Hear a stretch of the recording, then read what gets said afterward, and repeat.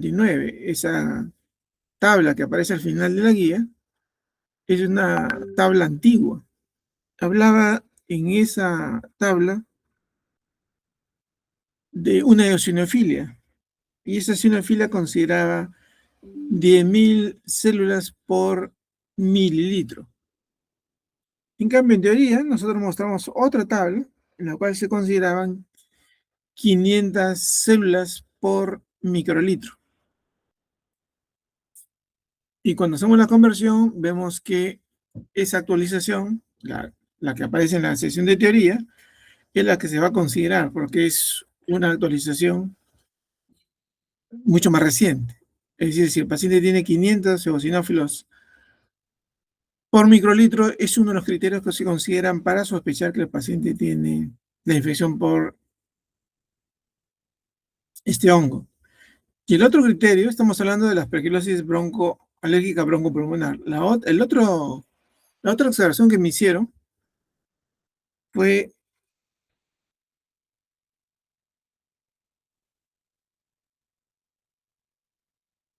el de los niveles de IgE, que aparecían dos niveles diferentes. En, en un algoritmo aparecían 1000 unidades internacionales por mililitro y en la otra aparecían mayor o igual a 500. Entonces, yo les mencioné que se consideraba a partir del valor menor, es decir, 500 o más.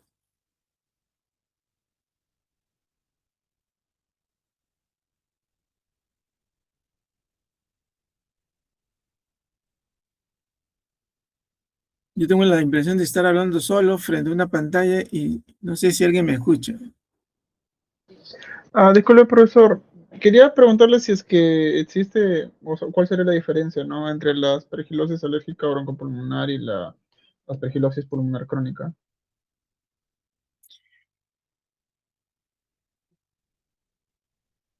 En la primera, en la aspergilosis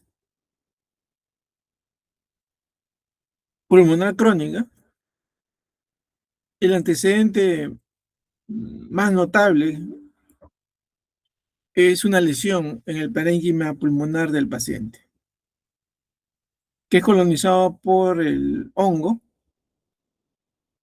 Se establece y origina la lesión tisular. Lesión que compromete la capacidad respiratoria del paciente. Y la lesión puede ser tan extensa que el paciente puede perder la funcionalidad total o parte de su pulmón. Y origina una sintomatología que puede a un profesional médico no especializado o con experiencia confundirlo con una tuberculosis. El neumólogo que ha visto esos casos, que sabe los antecedentes, que evalúa bien a su paciente, probablemente en su diagnóstico diferencial debe considerar seguramente tuberculosis, pero también esta aspergiloma crónico pulmonar.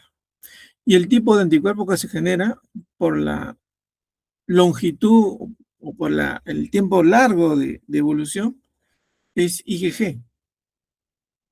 Usted cuando determina en una prueba donde puede diferenciar los isótipos, encontrará que el isotipo predominante es IgG. En cambio, en la aspergilosis alérgica broncopulmonar, como su nombre lo dice, ahí predomina IgE, lo que no indica que solamente IgE. Incluso en los criterios diagnósticos se considera también la presencia de IgG. Y aquí es uno, el antecedente genético que debe tener el paciente y el factor ambiental. Un factor ambiental importante es la exposición al hongo. Por algo a esta enfermedad también se le denomina también la enfermedad del granjero. Ustedes saben que los granjeros tienen galpones y en los galpones suelen almacenar su alimento. Y cuando este no es bien mantenido, puede ser colonizado por hongos y granjero está expuesto a una gran cantidad de esporas durante todo el tiempo y ese factor desencadena el desarrollo de esta aspergilosis alérgica broncopulmonar. Espero haberle resuelto su duda. Si tienen alguna otra consulta, si no, pasamos al siguiente tema, la práctica 16. Adriana. Sí, profesor, disculpe, entonces en este caso cuando nosotros hablamos de una aspergilosis crónica estaríamos hablando de la invasiva, ¿cierto? Porque ahí tengo mis dudas.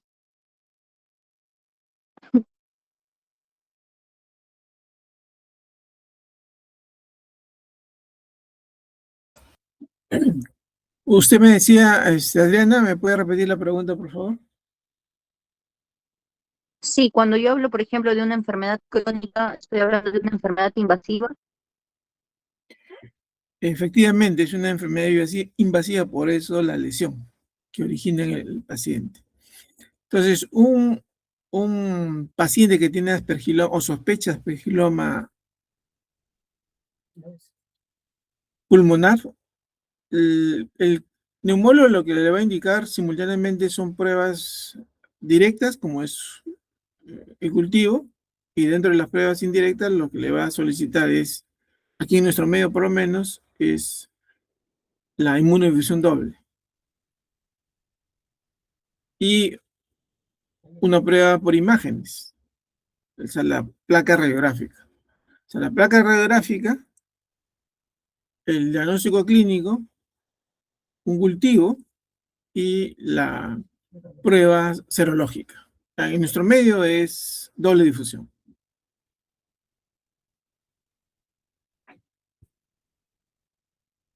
Le había levantado la mano otro estudiante, no lo alcancé a ver.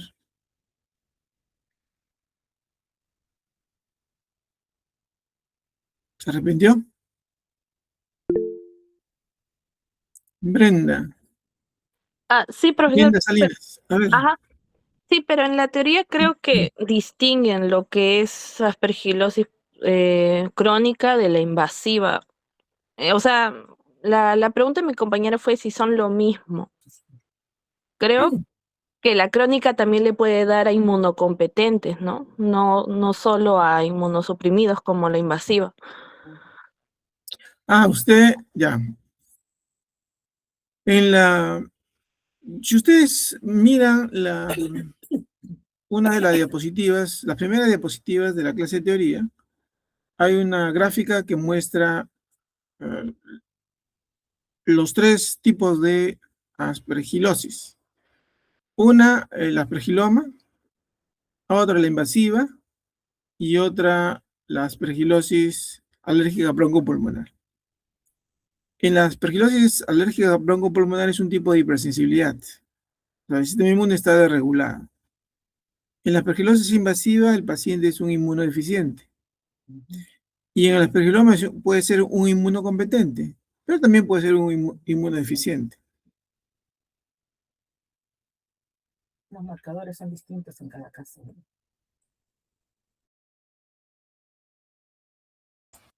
En un paciente inmunodeficiente,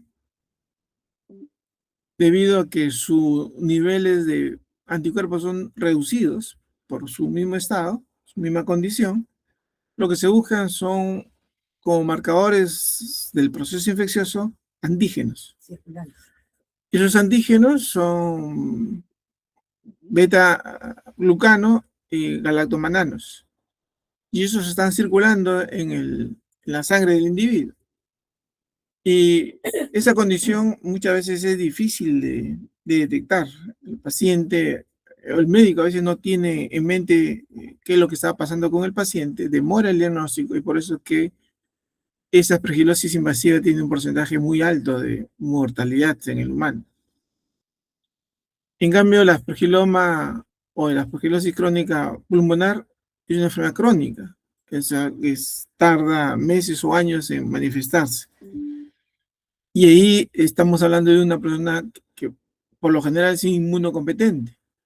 Entonces podemos nosotros detectarle anticuerpos. Y como lo había mencionado su compañero Ángel, lo que detectamos es sobre todo el isotipo IgG. En cambio, la aspergilosis alérgica broncopulmonar, estamos hablando de un inmunocompetente, pero que tiene desregulado el sistema inmune y por lo tanto le podemos encontrar ahí también anticuerpos, tanto E como G.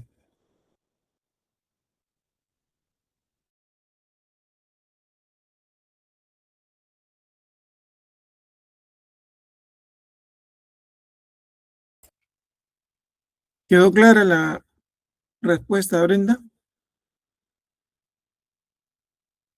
Sí, profesor, pero, o sea, mi pregunta iba más en que si la crónica es lo mismo que la invasiva, son diferentes, que era lo que había No, preguntado mi son compañero. diferentes, son Ah, diferentes. claro, a Recuerde eso. usted Ajá.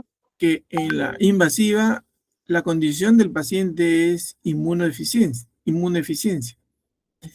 En cambio, en la aspergilosis crónica pulmonar está localizada en el pulmón y es habitualmente un inmunocompetente.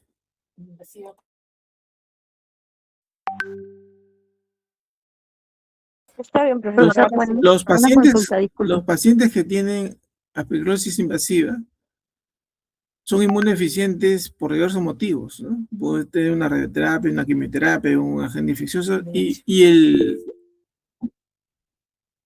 aspergilo se puede distribuir en cualquier órgano o tejido de la persona.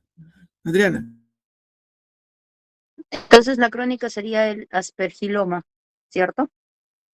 Así es. Listo, muchas gracias.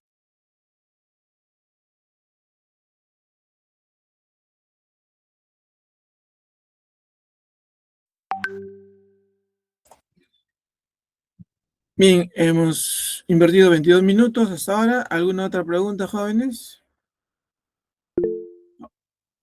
Daniela.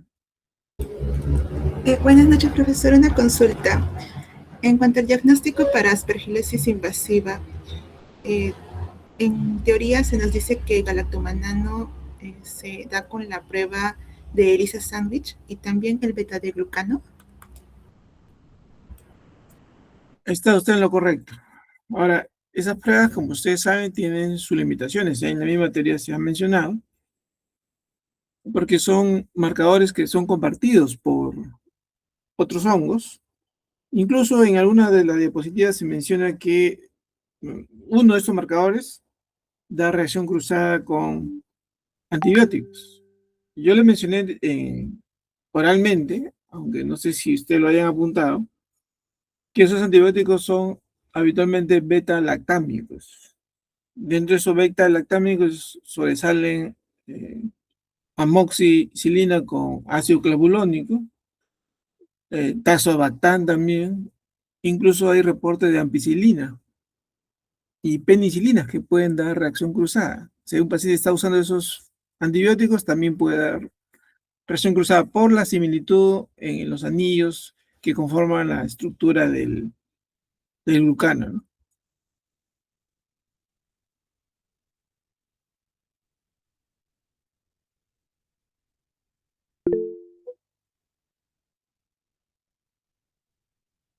Karim Villa debe ser, o no, Karim Belayarse.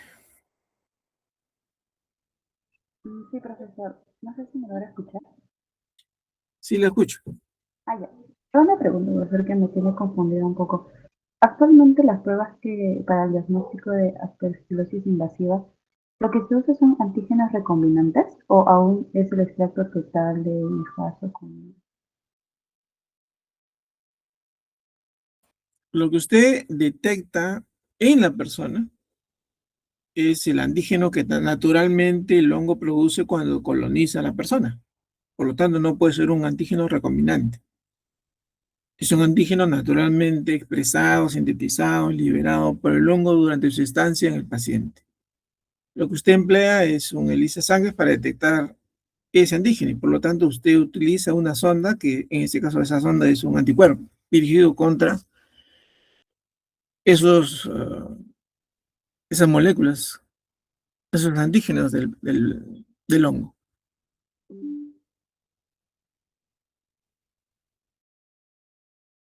¿Le aclaró la duda, Karin?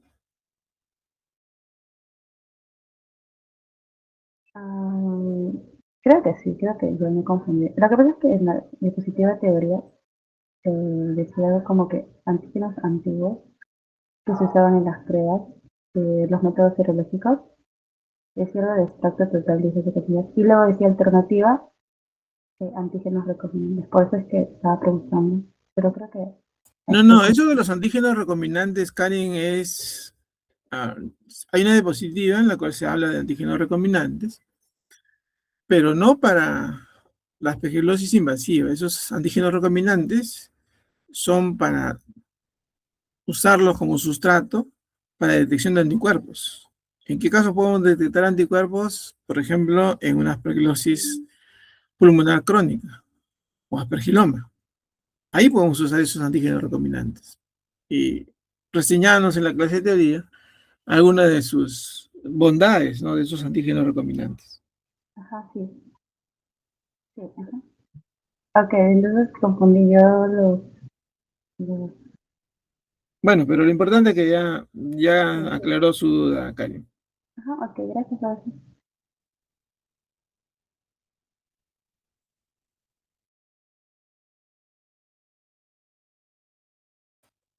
¿Alguien más tiene alguna duda?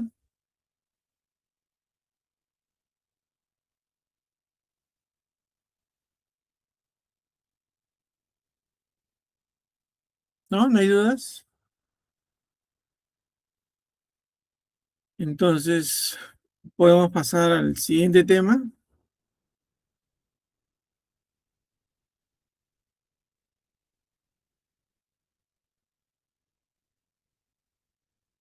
Bueno, nadie contesta, yo asumo que sí.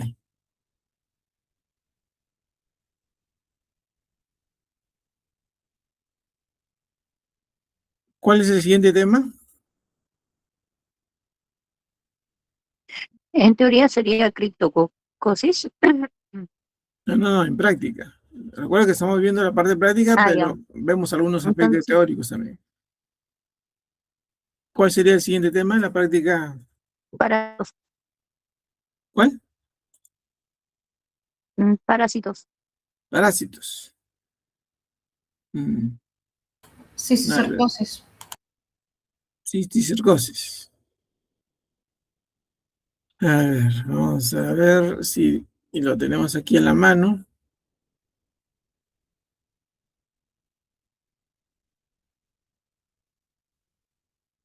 Pero mientras yo busco, ustedes pueden ir formulando las preguntas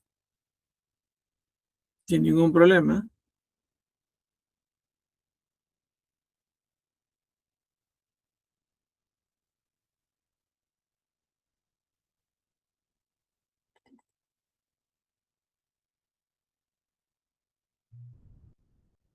Creo que ustedes tienen problemas de comunicación, ¿eh?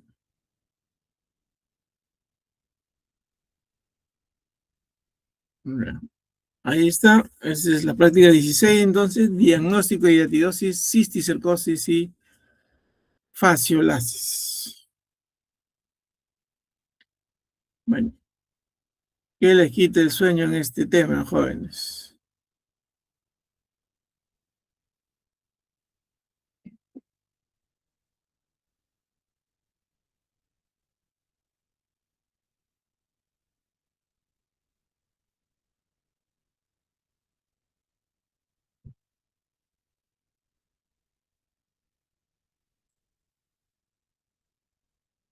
En hiatidosis,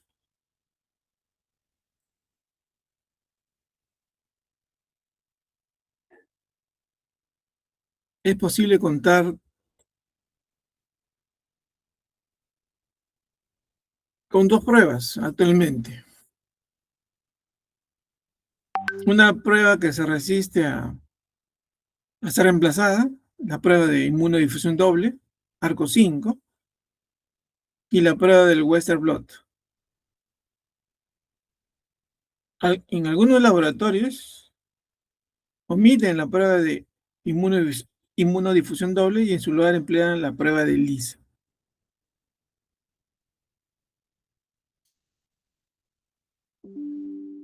La pregunta es,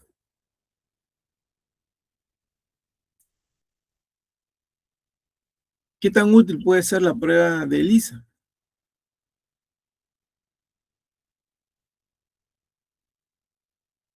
Deben haberles comentado a ustedes que con el correr de los años se han desarrollado ELISAs utilizando diferentes antígenos. Han llegado incluso a usar cóctel de péptidos. Se ha mejorado en algo la especificidad, pero no llega ni al 90%, o sea, está debajo del 90%. Entonces, no tenemos en la actualidad una única prueba que nos permita, usándola, determinar que el paciente tiene por laboratorio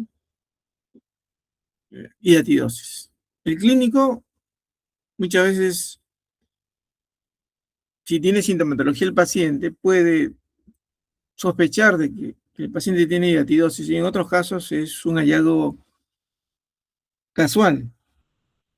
El paciente va por un tema y al final el clínico le solicita una prueba radiográfica y en la prueba radiográfica sale una imagen compatible con un quiste y a partir de ahí empieza la búsqueda de la confirmación si se trata o no de un quiste hidativo. Para ello, entonces, el clínico le solicita al paciente las pruebas de laboratorio, ¿no? Como se trata de un parásito en estadio larval, no se le puede solicitar muestra de esputo ni de heces. Lo que se le solicita es sangre, porque ahí lo que se va a buscar es la presencia de anticuerpos. No se buscan antígenos porque como es una evolución muy larga, la hidatidosis es crónica, entonces los antígenos ya han desaparecido. Entonces, el hallazgo es buscar anticuerpos del isotipo IgG. En una época, la única prueba disponible era la inmunoelectroforesis, ARCO5, luego esta fue simplificada a una prueba de doble inmunodifusión, ARCO5, y como era de esperarse, fueron surgiendo pruebas primarias como la prueba de ELISA y la prueba de Western blot. La prueba de ELISA en algunos países se ha mantenido como una prueba alternativa a la inmunodifusión doble, y en otras no ha tenido la misma suerte y en su lugar se ha empleado la prueba del Western blot. En nuestro país se emplea en algunos laboratorios que disponen del Western blot comercial esta prueba. En otros, si disponen del ARCO5, usan el ARCO5, aunque esta es sencilla, no todos los laboratorios lo disponen. Como se ha mencionado en la sesión de teoría y seguramente en práctica les han comentado, no siempre un paciente revela ambas pruebas simultáneamente positivas, de tal forma que lo recomendable sería que el paciente use, o para diagnosticar al paciente se usen ambas pruebas. Pero no esperen ustedes que en todos los lugares se cuenten con ambas pruebas, pero eso sería lo recomendable.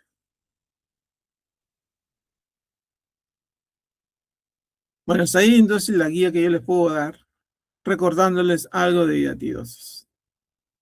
¿Tienen alguna pregunta? Y si no, pasamos al tema de cisticercosis. Sí, profesor, yo tengo una duda. No sé si podría Escucha, poner la imagen del arco 5, por el favor. arco 5. Ya, vamos a poner donde está el arco 5. Ya, ahí está el arco 5. No me ha quedado muy claro cómo se lee el arco 5. O sea, sí sé que se forma una línea de precipitación y todo ello, pero quiero saber específicamente cuál es la línea, o es la media luna, o es el medio círculo, no sé ¿En cómo. qué formato, Adriana? ¿En inmunoelectroforesis o en inmunodifusión? Inmunoelectroforesis, ambos, por favor, si podría ser Ya, posible la explicación de ambos. a ver, déjame ver. Creo que no tengo yo puntero, posibilidades de puntero. Pero sí se ve su mouse. ¿Lo ve? Sí. Ah, bueno. Mire, ya ustedes saben de que el principio de la prueba de inmunoelectroforesis es primero realizar una electroforesis del antígeno. Entonces, aquí en el centro hay un rectángulo y ahí se coloca el antígeno. Esta lámina está recubierta con agarosa al 1%. Esa agarosa se corta el gel y se hace un rectángulo. Y aquí se coloca, a donde estoy señalando, un antígeno. ¿Cuál es el antígeno? Un antígeno crudo, es antígeno de líquido diatídico, que es punzar el quiste diatídico, extraer el líquido, colocarlo en una probeta, dejar sedimentar. En el sedimento encontraremos arenilla diatídica y nos quedamos con el sorenante. Ese sorenante se separa, se liofiliza y ese es el antígeno que se coloca acá. Obviamente que el antígeno liofilizado luego se pesa. En esta prueba de inmunoelectroforesis se colocaba 200 miligramos por mililitro de peso del antígeno liofilizado y se colocaba aquí hasta completar el tamaño del rectángulo. Se sometía a una electroforesis y los antígenos presentes en ese antígeno crudo, se separaban hacia el cátodo y hacia el ánodo. Es decir, hacia la izquierda y hacia la derecha de este rectángulo. Luego, se dejaba que se enfriase la garosa y se cortaban en la parte superior. Ustedes ven una canaleta que estoy señalando, igualmente en la parte inferior. En una de estas canaletas, en el ejemplo está en la parte superior, se colocaba un suero que tenía anticuerpos contra el antígeno y en la parte inferior se colocaba el suero del paciente. Los antígenos ya estaban separados a lo largo de la línea que estoy señalando. Cuando se añadía en las canaletas de los costados los anticuerpos, estos difundían en todas direcciones. Una de las direcciones en la cual difundían era hacia el centro. O sea, estoy señalando hacia el centro. Y cuando se encontraban con los antígenos correspondientes, originaban una línea de precipitación. Es así como se originan una o más líneas de precipitación. Ustedes observan en la prueba de inmunoelectroforesis, entre la canaleta del costado y el rectángulo en el centro, varias líneas de precipitación. En este caso, de color azul, porque es una lámina ya coloreada. Entonces, de esa totalidad de líneas que puedan ser 1, 2, 3 o más, hay una que los investigadores franceses lograron determinar que era específica para diagnosticar hidatidosis. Ya esa la denominaron la línea 5, la línea de precipitación 5, o por la forma como adoptan estas líneas, que son una especie de arcos, también se le denominó arco 5 y esta terminología se popularizó y quedó hasta nuestros días. Entonces, esta línea que marca esta flecha de color roja, que es toda esta, si sigue mi puntero, es larga la línea. Esa línea es la que determina la positividad o negatividad de la prueba. Si está presente, es positiva ese suero, y si está ausente, es negativo. Entonces, como ustedes pueden ver, el suero control positivo origina esa línea característica, y si el suero del paciente origina una imagen que es un espejo, y ustedes ven que estoy trazando esa línea, es un espejo, yo puedo decir por inferencia que el suero del paciente también tiene anticuerpos contra el líquido diatídico y por lo tanto el paciente en algún momento tomó contacto con el parásito. Si el paciente está en este momento desinfectado o es anticuerpo del pasado, eso lo determina la prueba radiográfica y o el diagnóstico clínico que hace el paciente. Eso en relación a la inmunoelectroforesis. Mariana, no sé si la explicación fue clara. Sí, sí, muy claro, profesor, muchas gracias. ¿Y cuál sería el colorante que se utilizaría tanto en la inmunoelectroforesis como en la inmunodifusión doble? Lo que se utiliza es un colorante para proteínas, cualquiera sea este. Nosotros usábamos un colorante que se llama, porque todavía se sigue usando, el término original es amido Schwarz, o también conocido como negro de amida. amido suar o negro de amida. Pero si usted no tiene este amido suar, puede usar el Kumasi Blue o azul de Kumasi. Puede usar el verde brillante. Cualquiera que coloree proteínas va a colorear a estas líneas, porque estas líneas son complejos antígeno-anticuerpo, y como ustedes saben, el antígeno es proteína y el anticuerpo es proteína. Por lo tanto, se va a colorear. Y va a adoptar el color del colorante, ¿no? Si es verde, será verde. Si es azul, será azul, ¿no? Muchas gracias. Y en el caso del arco 5, de En la la parte doble inferior, inmunodeficiencia, usted coloca, tiene 4 pocidos. Uno pequeñito, fue una de las preguntas del paso corto, es 1 milímetro. Luego uno mediano, donde dice SC, donde se coloca el suero control, y 2 que es de 6 milímetros, y 2 grandes, que son de 10 milímetros, donde va la muestra problemas. Ahí se muestra MP1, muestra problema 1, MP2, muestra problema 2, SC, suero control, y AG es el antígeno. Entonces aquí sí ustedes colocan todos los antígenos simultáneamente. Primero coloca el antígeno, nuevamente es el antígeno liofilizado que ha sido resuspendido.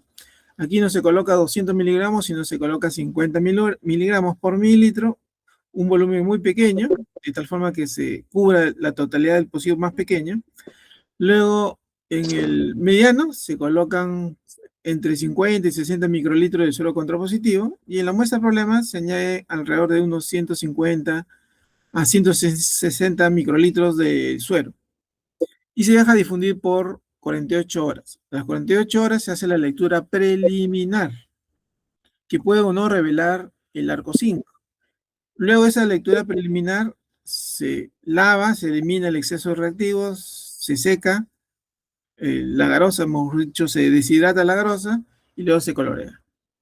Entonces, la lectura definitiva es cuando la lámina está coloreada. Entonces, en la imagen, que es una imagen de una prueba coloreada, ustedes observan una línea entre el antígeno y el suero control.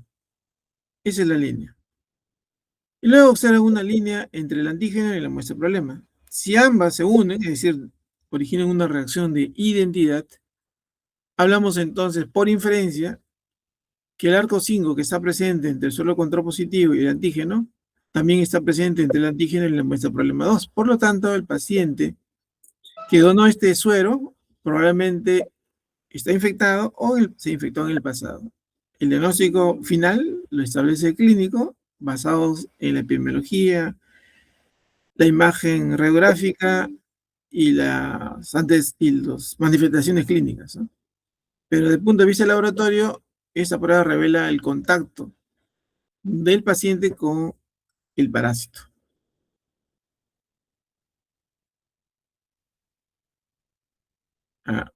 No sé si está clara la respuesta, Adriana. Sí, profesor. Y ya la última pregunta. Yo recuerdo que en el examen pasado, en la prueba para diagnóstico de VIH, muchos nos confundimos en la lectura del Western Blot.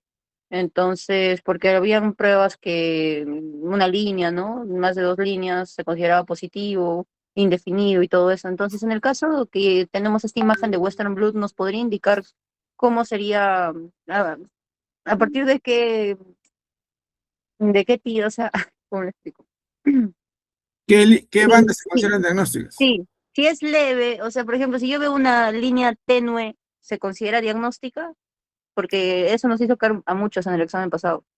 Bueno, ustedes han tenido la experiencia muy reciente con la detección del antígeno de Helicobacter pylori. Y aquellos que han hecho la prueba, y si usted no ha estado dentro de ellas, le comento, la línea puede ser muy ligera, muy tenue, o puede ser muy intensa. Y eso no solamente es aplicable a Helicobacter pylori, también es aplicable a otras pruebas inmunocromatográficas. Claro, usted dirá, pero está hablando de pruebas inmunocromatográficas. ¿A dónde voy? Que el fabricante le indica a usted, porque el fabricante es el que ha estandarizado la prueba, es el que le ha vendido la prueba, le indica en qué casos debe considerar positivo. Y en el caso que estaba hablando inicialmente de las pruebas inmunocromatográficas, el ejemplo era el Helicobacter pylori, el fabricante dice que así la línea sea tenue, se considera como positivo. Entonces, usted puede ver una línea tenue y dice, no, esa no la considero. No, si el fabricante le dice que la debe considerar, la debe reportar como positiva. Ahora, ¿qué ocurre en un Western blot? En un Western blot, igualmente, ya sea para cisticercosis, ya sea para Western, ya sea para VIH, en aquellas donde se emplea como herramienta diagnóstica, el fabricante le dice, 1, la banda o las bandas que debe considerar para establecer la positividad o negatividad de el Western blot. Y 2, la intensidad de las bandas. La intensidad de las bandas, en el caso del Western, tanto para VIH como para diatidosis o la cisticercosis, basta que esté presente la banda. No estamos hablando de un LIA.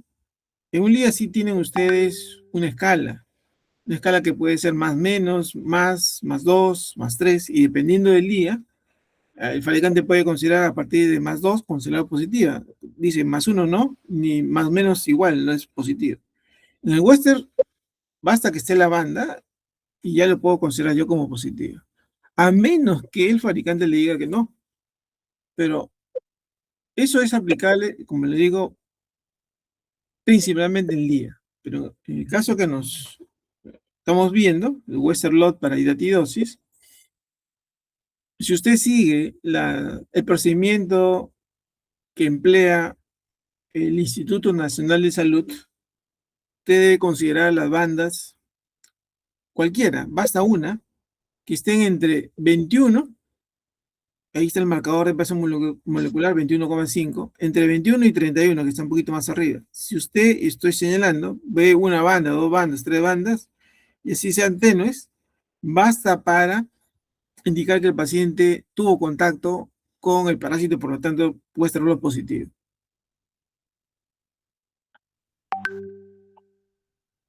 Ahora, si usted no realiza este procedimiento según el INS, ya el criterio va a ser diferente. Como seguramente les han hablado en su mesa de trabajo, aquí en Perú, por ejemplo, hay varios laboratorios que han hecho, con fines de investigación, aplicación de Western blot como herramienta diagnóstica para hidatidosis, y ellos han empleado una metodología ligeramente diferente a la del INS y han encontrado otras bandas, y unas bandas bien definidas, que son más congruentes con resultados internacionales. Por ejemplo, hay un trabajo realizado por un grupo de investigadores de la Universidad Peruana Cayetano Heredia en los años, debe haber sido fines de los 90, debe haber sido inicio del 2000. Ellos emplean o realizan un Western blot y ellos identifican bandas de 8 a 12 kilodalton, 16 kilodalton y 22 a 24 kilodalton. Basta una de estas 3 bandas para indicar que el paciente tuvo contacto con el parásito. Es un Western blot positivo. Similares, aunque no iguales, resultados, si usted revisa literatura de Chile, va a encontrar también algunos de estos valores parecidos. Pero estos valores que le digo son diferentes a los que reporta el INS, que es 21 a 31. Entonces, todo va a depender de la metodología, porque la metodología cambia, puede cambiar la posición de las bandas.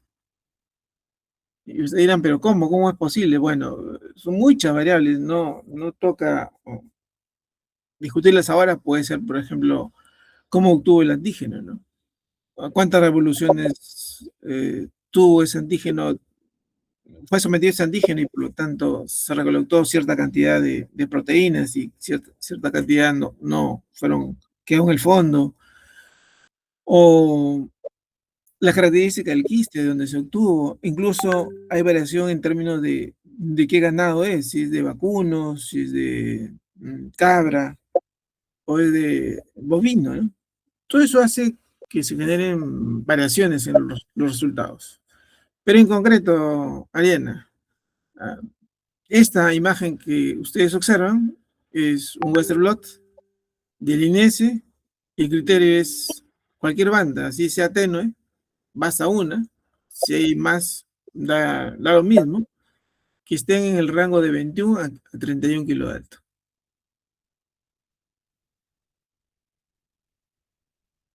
Ok, muchas gracias, profesor. Muy bien, ¿algún otro estudiante? Elizabeth. Profesor, ¿cuándo podría considerarse un resultado indeterminado en este caso? No, aquí no hay indeterminado, aquí es positivo o negativo. Cuando me Recuerden, dicen un criterio, disculpe, cuando me dicen un criterio a partir de dos bandas, ahí sí puedo considerar un resultado indeterminado, ¿no? no, no, Cuando no, me no, no, parece. no, no, no se confunda, Elizabeth. No todo lo que ustedes han visto en VIH se aplica a todas las otras patologías donde se emplea Western blot. En el caso de parásitos, por lo menos, usted no habla de indeterminado, en ningún caso habla de indeterminado. Habla de positivo o negativo. Si usted tiene un Western blot para fasciola, según el fabricante que emplea, le va a decir tal banda y tal banda. Si no están presentes, es negativo. Así salen otras bandas. Es como el caso de una inmunodifusión doble o una inmunoelectroforesis para esta misma hidatidosis. Por ejemplo, si usted observa la inmunoelectroforesis, usted que no solamente ve que no solamente está presente el arco 5, están presentes otras líneas. ¿Qué pasa si no está el arco 5, pero están las otras líneas? ¿Podré yo decir que es un indeterminado? No, sencillamente digo es un negativo. Igual ocurre con la inmunodifusión doble. Yo puedo tener otras líneas diferentes del arco 5 entre el antígeno y la muestra problema, pero no por ello puedo decir que es un indeterminado. Sencillamente digo, es negativo. Con ese mismo razonamiento yo empleo para el Western blot, tanto de fasciola, cisticercosis, hidateosis. Si están las bandas establecidas como diagnóstico, entonces digo, es positivo. Si no están estas bandas, digo, es negativo. En ningún caso digo, es indeterminado. ¿Le aclaró eso, Elisa? Sí, profesor, muchas gracias. Muy bien. Profesor, disculpe, lo que pasa es que en la teoría nos ponen la misma imagen que usted nos está mostrando ahí, ¿Ya? pero también está Western blot bandas diagnósticas y hay unas flechas rojas Ujú. que apuntan a otras, sí, 17, Claro. 7, entre el 25 y el 17 también Vale. apuntan. Yo no sé, Pero, Adriana, si usted estuvo o no en la clase, pero yo expliqué en la clase. ujú. O sea, se puso esas imágenes, incluso han estado en la práctica, para señalarle que no hay unanimidad en el diagnóstico de hidatidosis por Western blot, lo que sí ocurre en el caso de cisticercosis. Porque en el caso de cisticercosis, la gran mayoría, si no por decir más del 90%, sigue una única metodología. La misma forma de purificar los antígenos, las mismas bandas, todo es más o menos homogéneo. Es como cuando ustedes han hecho brucelosis. Hay una cepa, hay una forma de cultivar la bacteria, de obtenerla, de estandarizarla. Cuando usan ese antígeno, todos los resultados son homologables, son comparables. Cosa diferente de lo que ocurría con Fiebre tifoidea, donde cada fabricante empleaba la cepa diferente, los cultivos diferentes, los volúmenes diferentes, entonces no son comparables. Entonces ahí yo no puedo decir siempre el mismo criterio. Entonces, a lo que voy es que en esas imágenes que se mostraban era para mostrarles, valga la redundancia, que en otros países, empleando otra metodología, ellos consideraban otras bandas. Pero si usted va a la China, o a Estados Unidos, va a Canadá, a cualquier país, si usted emplea un Western blot para cisticercosis, empleando la metodología del CDC, son las mismas bandas, son las mismas 7 bandas, cualquiera de ellas se diagnostica. Lo que no ocurre con el Western blot para hidatidosis. No sé si eso le Ok, aclara la profesor. idea. Sí, muchas gracias.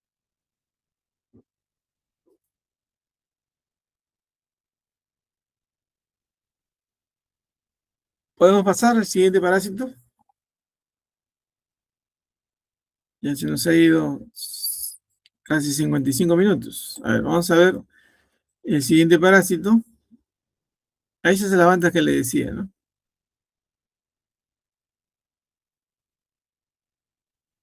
Son bandas diferentes. Bueno, vamos con cisticercosis, es relativamente más sencillo. Relativamente, porque nosotros hemos visto una parte de la historia nomás. Ya si alguien rota por el Oscar Tredemonte va a encontrar probablemente algo diferente, algo adicional. Pero aquí, para efectos del curso, hemos visto como única prueba de diagnóstico el Western blot. Y el Western blot, la mayoría usa el de CDC.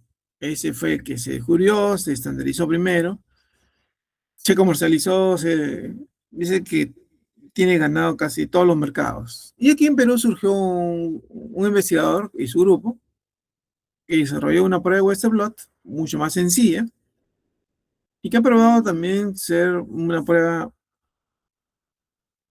que en caso de no contar con el Western blot del CDC, bien puede usarse. Los estudios que han hecho en campo, en Perú y en otros países, revelan que es una prueba bastante buena. Y aquí lo único que tienen ustedes que acordarse es las bandas de diagnóstico. Nada más. No importa si la banda es única o la banda está tenue. Si está presente, positivo.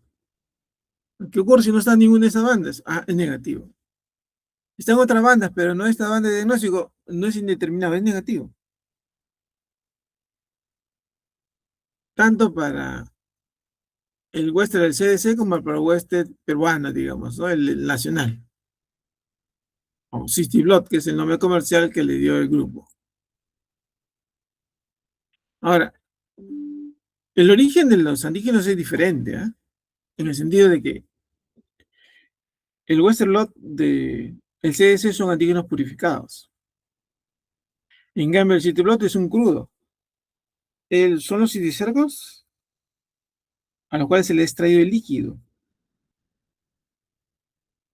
Y ese líquido, bueno, se centrifuga a una alta velocidad y luego se hace la electroforesis y se hace la transferencia y en el papel se revela la prueba, ¿no?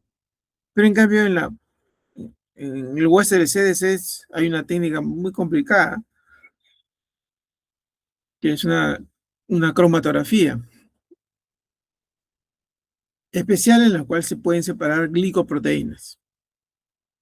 Y esas glicoproteínas son las que son separadas por electroforesis y luego transferidas al papel, y ahí se revela. Por lo tanto, la glicoproteína 13 no es igual a la proteína 13 del Cityblot, aunque tienen números comunes, no necesariamente la misma proteína. No he visto ningún estudio que diga lo contrario, ni tampoco diga que son las mismas, pero hay que asumir que no necesariamente son las mismas.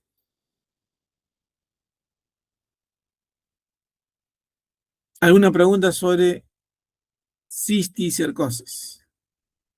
El diagnóstico me refiero.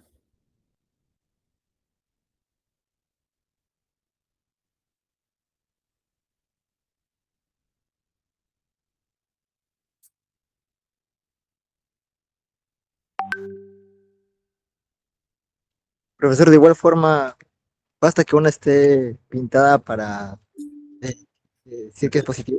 No diga pintada, pues Diego, a estas alturas del curso no diga pintada.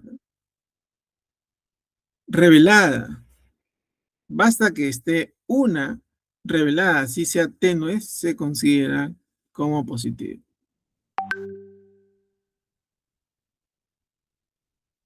La confusión de ustedes es que han inferido a partir del resultado de VIH y no es así, pues.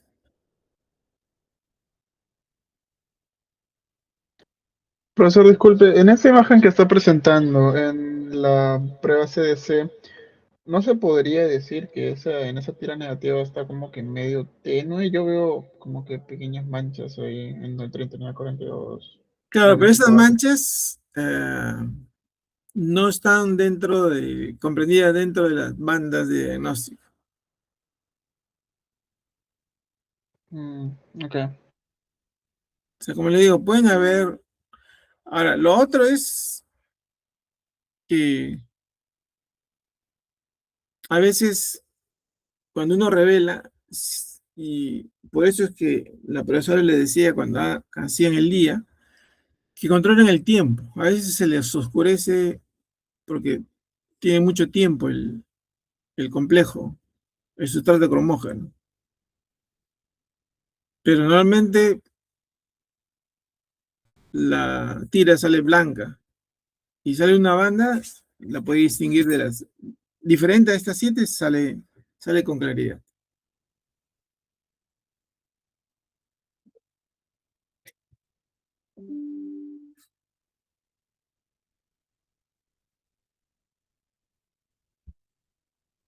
Entonces pasamos al último de los parásitos. Profesor, ¿se me escucha? Disculpe, buenas noches. Dale. Te escucho. Profesor, en la diapositiva de cistercosis se mencionaba también acerca de los ratones BAT, si no me equivoco, que tenían Taenia crassiceps. Ese antígeno que se obtiene por esos ratones, ¿es el mismo antígeno que se utiliza para el cistiblo? Bueno, ahí hay un esquema de trabajo que en esa época se estaba usando, era usar un parásito alterno a Taenia solium. Era Taenia crassiceps.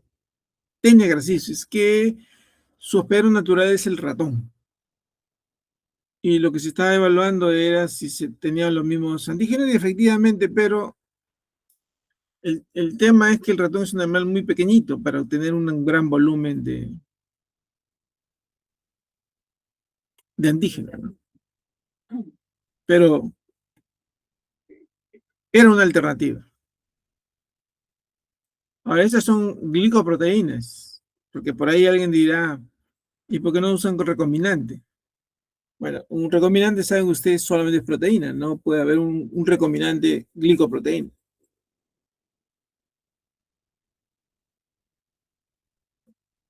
Espero no haber adelantado ninguna pregunta del examen.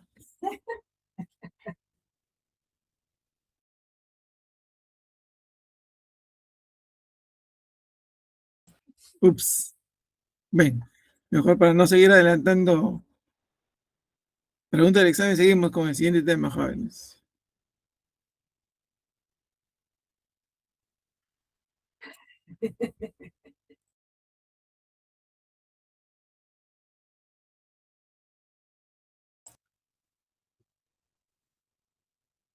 Bien, en caso de fasciolosis, también es una metodología que ha ido cambiando con el tiempo. Si bien es cierto, en la práctica se les ha mostrado la prueba de ARCO2, la inmunoelectroforesis ARCO2, esta prueba ya dejó de utilizarse desde fines de los 90. Y en su lugar surgió la prueba de ELISA. Y más recientemente han surgido el Western blot y la prueba inmunocromatográfica. Esta última todavía está poco evaluada en diversas partes del mundo. También han surgido recién en los últimos 10 años o tal vez menos estas pruebas inmunocromatográficas. En Perú ha surgido hace 2 años, me parece. Entonces falta todavía establecer sus características. Entonces nos quedamos nosotros con el diagnóstico de fasciolosis, principalmente ELISA y en menor medida Western blot.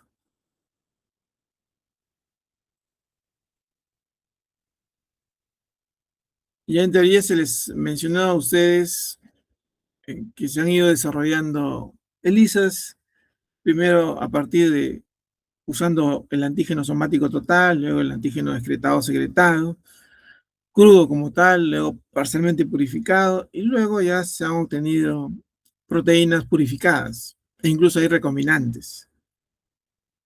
Y los resultados han ido mejorando, ¿no? Y en teoría también se le mencionó que en Perú hubo un grupo que obtuvo una de esas proteínas, lo utilizó en sus diversos estudios, ha revelado ser una buena prueba, incluso sé yo que lo ha patentado, pero por alguna razón que no me queda muy clara, es difícil conseguir ese ELISA, ¿no?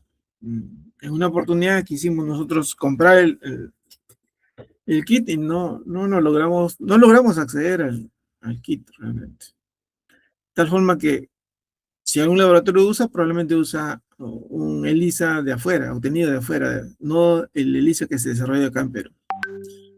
En el caso de la inmunoelectroforesis, ahí está el mismo principio que explicamos para el caso de la inmunoelectroforesis de arco 5, excepto obviamente que el antígeno no es de quise de Digo, sino es de el parásito adulto.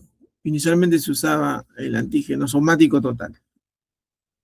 Y ustedes ven aquí en esta imagen dos líneas de precipitación entre el suelo contrapositivo, que está en la parte inferior, en la canaleta inferior, y el rectángulo donde se colocó el antígeno. Y ven ustedes dos líneas claramente teñidas, pero solamente una de ellas es el arco 2.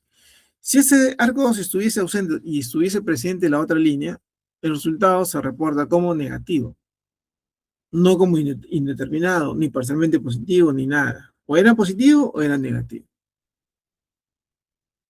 Esta prueba, luego el INE se sacó una versión de doble difusión, no tuvo tampoco mucho éxito. Y como les digo, ni la inmunoelectroforesis ni el arco 2 por inmunodifusión doble se emplean en la actualidad.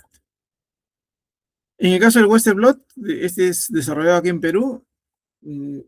Después de eso está publicado, el artículo es acceso abierto, ustedes pueden mirar los detalles.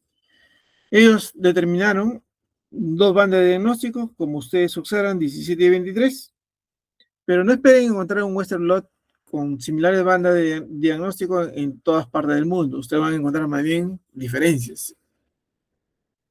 Y ya, por lo explicado para hidatidosis, ya ustedes intuyen por qué esas diferencias.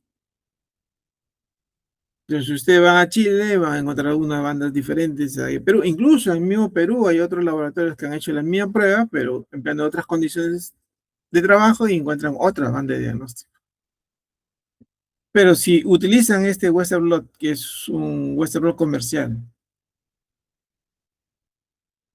pueden ustedes detectar una u otra banda y por esta técnica dirán ustedes que ese paciente tuvo contacto no con el parásito. Recuerden, no es necesario la dos bandas, basta una de ellas. ¿Qué pasa si están presentes otras bandas, pero no estas bandas? Tampoco hablamos de indeterminado, hablamos de negativo.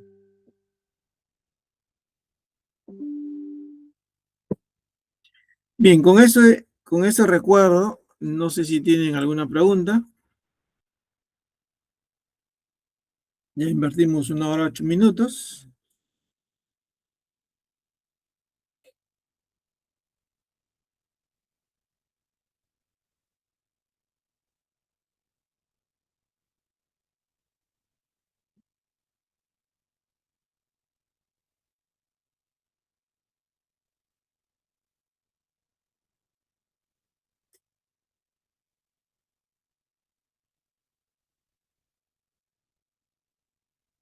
No hay preguntas, entonces asumo que el tema está claro. Por tanto, vamos a dejar de compartir.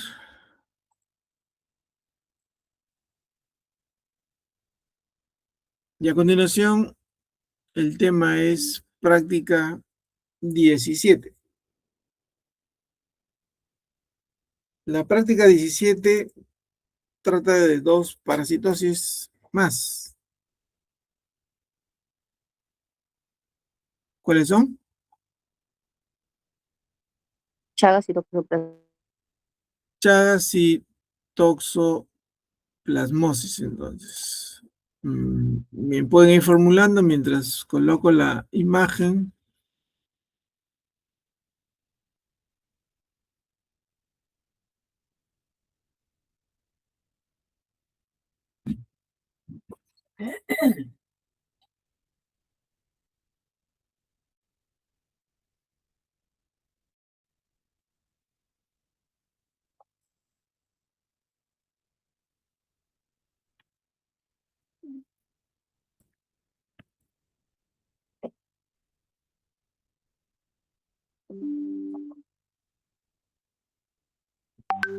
Por alguna razón mi pantalla se puso negra.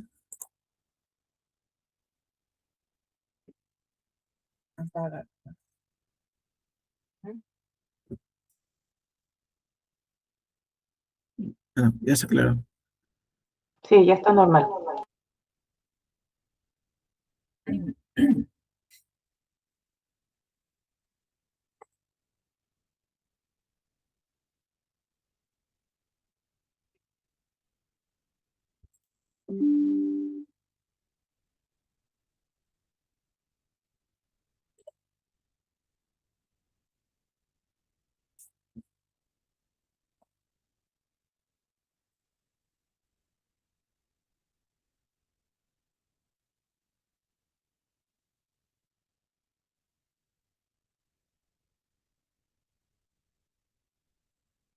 Bien, aquí tenemos el manual de prácticas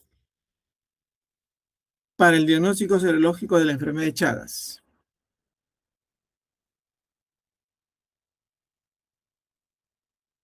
Y nosotros hicimos la prueba de hemaglutinación indirecta y la prueba inmunocromatográfica.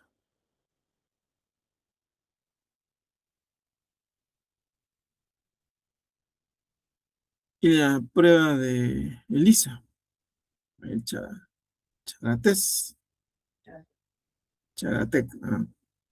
Bueno, Recordarles de todo el material.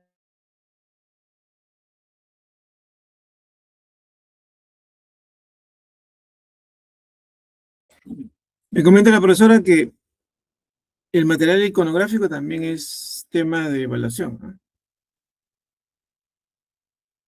Así que le sacaron foto y la compartieron, tienen que revisar. Probablemente ya lo revisaron, ¿no? Pero les comunico de todas maneras. Bueno, enfermedad de Chagas.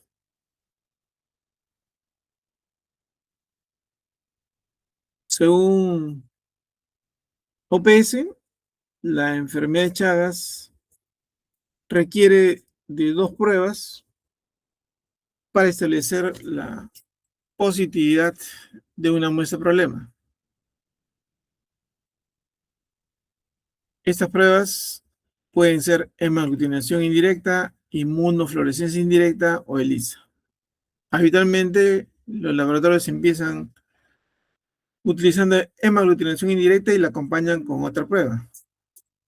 Algunos la acompañan con ELISA y dirimen con inmunofluorescencia en el caso de que los resultados sean contradictorios o diferentes. Y en otros laboratorios emplean hemaglutinación e inmunofluorescencia y establecen la positividad negatividad de la prueba con la prueba de ELISA. Ese es el algoritmo diagnóstico.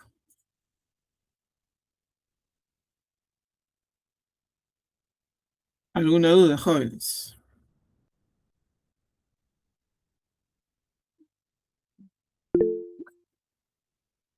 Carolina, Buenas noches, profesor. buenas Tengo una noches.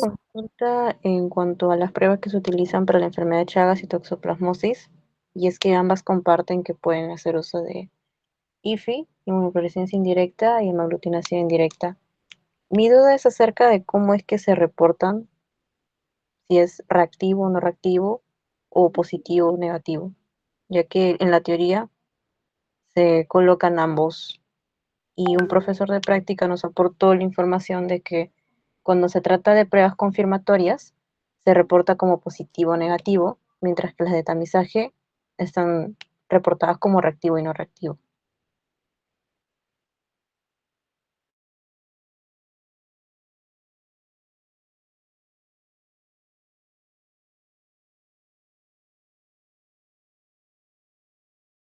Vamos a mirar el manual.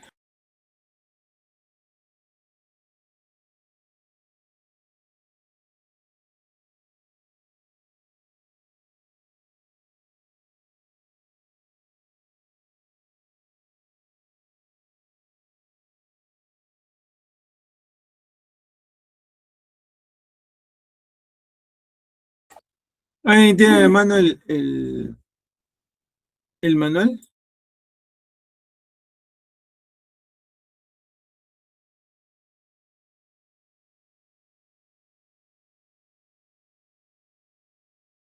Le digo esto porque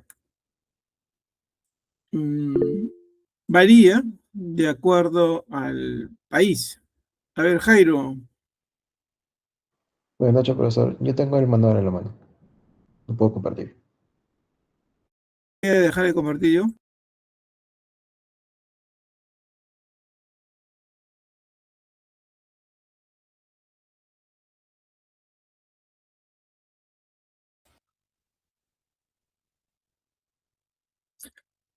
Bien, habla entonces, eso es, ¿qué prueba puede subir? Es hemaglutinación. Entonces, puede bajar ahora sí.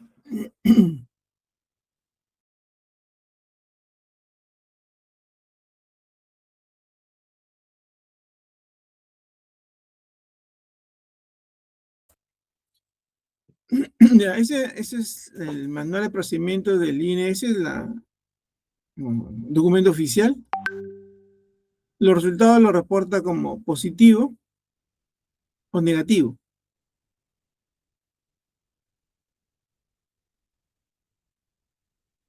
Entonces, así hay que reportarlo, como positivo o negativo.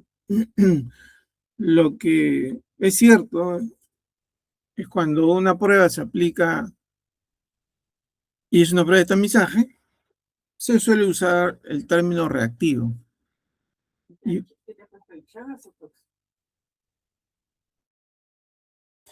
en cambio, que es una prueba confirmatoria, se habla de positividad. Ahora, ¿qué ocurre en el caso de la enfermedad de Chagas? En la enfermedad de Chagas, ustedes tienen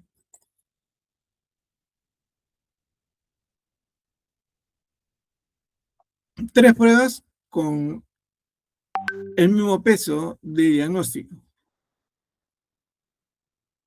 Por lo tanto, ahí lo lógico sería usar el término positivo o negativo.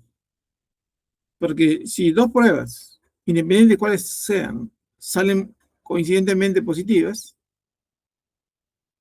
el diagnóstico es positividad en el paciente, es decir, tuvo contacto con el parásito. No hablamos de que va a haber una tercera prueba para confirmar eso, no. Si ambas pruebas son con resultados similares, es decir, son positivas, no hay una tercera prueba que dirima. Entonces, en ese caso, no podemos hablar de reactivo o no reactivo.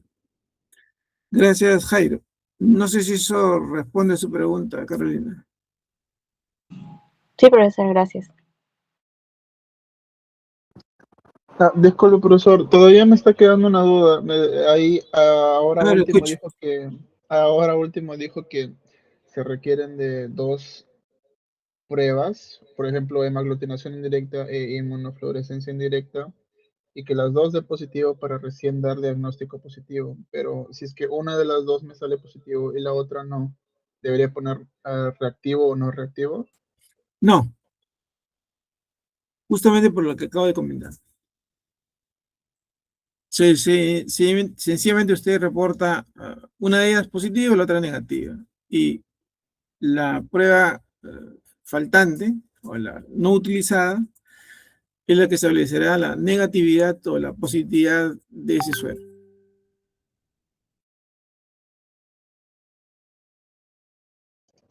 Ok, y por ejemplo, en el caso de que, como ya ha pasado en otros exámenes, la profesora pone todo el gráfico, ¿no? De la hemaglutinación indirecta y nos dice exactamente esta línea, este primer suero, qué cosa es o hasta qué título llega, y el segundo hasta qué título llega también.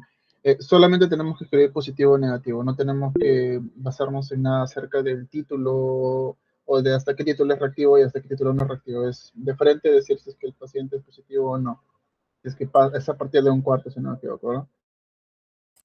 A ver, ahí hay que hacer una aclaración.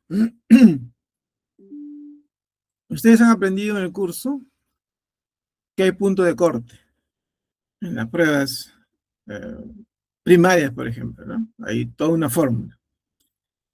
¿Qué ocurre en las pruebas secundarias? también han establecido punto de corte. Cuando han hablado ustedes de brucelosis, de filitifoidea, hay un punto de corte. Punto de corte que varía geográficamente y depende de la época. Deben haber comentado que en la época de los 70, 80 en Perú, filitifoidea era muy prevalente. Entonces el punto de corte en esa época era 320. O sea, de 320 en adelante era positivo, debajo era negativo. Pero eso ha cambiado. Hoy ya no tenemos esos niveles de tifoidea que teníamos en esa época. Bueno, eso mismo ocurre y es una prueba secundaria, la prueba de aglutinación. Lo mismo ocurre en la prueba de hemaglutinación. Lo que sí, probablemente en algunos de ustedes ha originado confusión, es el hecho de que en el material iconográfico, ustedes han tenido 2 títulos diagnósticos para la enfermedad de Chagas, 4 y 8. Incluso mal redactado, porque han puesto uno en 4 y uno en 8. Entonces, yo les comentaba en la mesa que estaba a cargo, que los valores de punto de corte varían de acuerdo al país. Mira la pantalla. Mira la pantalla. La profesora está proyectando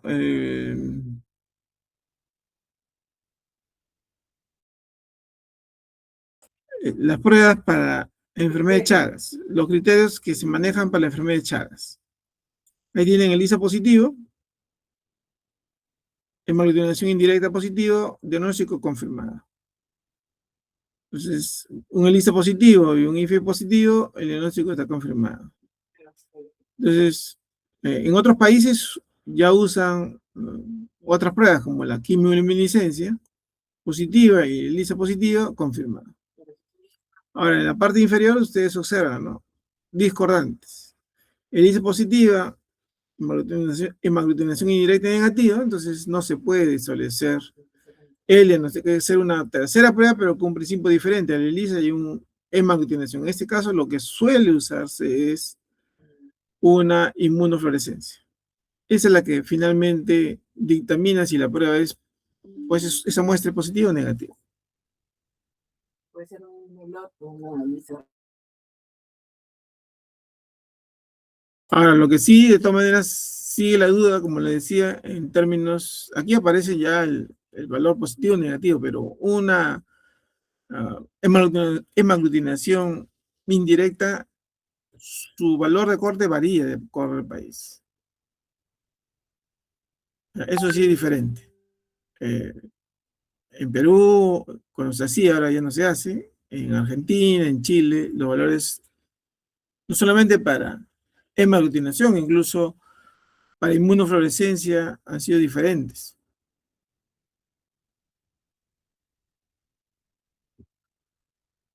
Entonces, si ustedes usan un valor, ese valor va a estar basado en lo que han leído en el material iconográfico.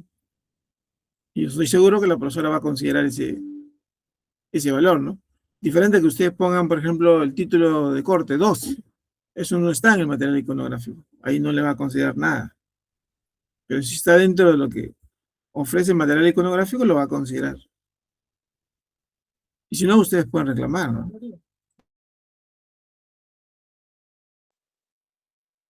Profesor, justamente yo tenía esa duda porque nunca me llegó a quedar claro la prueba de hemaglutinación y no sé si lo podría presentar y me podría explicar, por favor, si fuera posible. No le entendí la primera parte de Adriana, que no le quedó claro. La prueba de hemaglutinación, no sé si lo podría presentar y nos podría mostrar. ¿Se refiere al principio? Sí, es que yo recuerdo que en los exámenes también vino y poner reactivo, no reactivo, no positivo. Ya todo lo que usted está mencionando ya lo tengo claro, pero por ejemplo, eso no me quedó claro el tema de cómo reportarlo. Reactivo o no reactivo solo hemos usado cuando hemos tratado el tema de sífilis. Y en VIH, cuando se trata de pruebas de tamizaje como ELISA, se usa el término reactivo. Y en sífilis, para las pruebas no treponémicas, usamos el término reactivo. Entonces, el término reactivo no solo tiene que ver con hemaglutinación, tiene que ver dependiendo de qué prueba y cómo se haya planteado en el algoritmo diagnóstico. Ahora, sí, el fundamento de una hemaglutinación ya lo hemos visto en el primer capítulo, ¿no? Lo que pueden tener dudas es cuándo usar reactivo o no reactivo, por eso hay que revisar los algoritmos diagnósticos. En sífilis ya sabemos cuándo se usa reactivo y seguido de la cifra y DILS. Y en VIH, reactivo en un resultado de ELISA. Ahora, para Chagas se utiliza en hemaglutinación la palabra reactivo también, y el título. ¿Resolví su duda, Adriana? Sí, muchas gracias.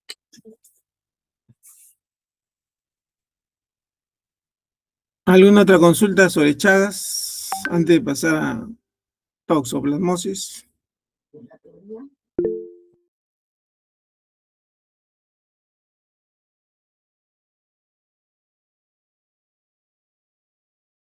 En la teoría, la profesora Ana ha puesto para hemaglutinación positivo a partir de 1 en 4, para no decir 1 en 4, sino a partir de 4. Recuerden que los títulos son números enteros, no son fracciones. Ya esa diapositiva debió corregirla, profesor.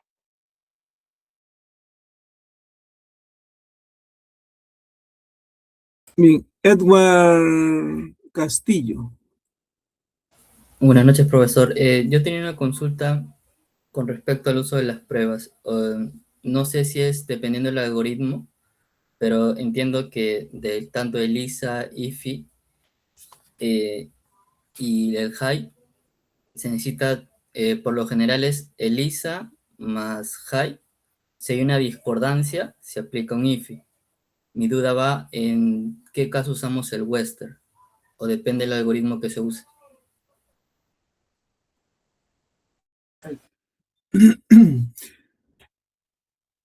La evolución de las pruebas echadas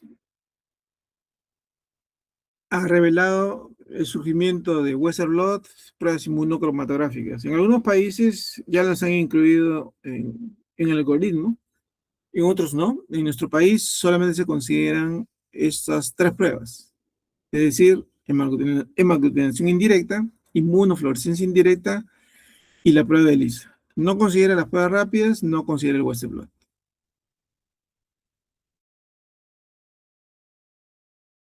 Gracias.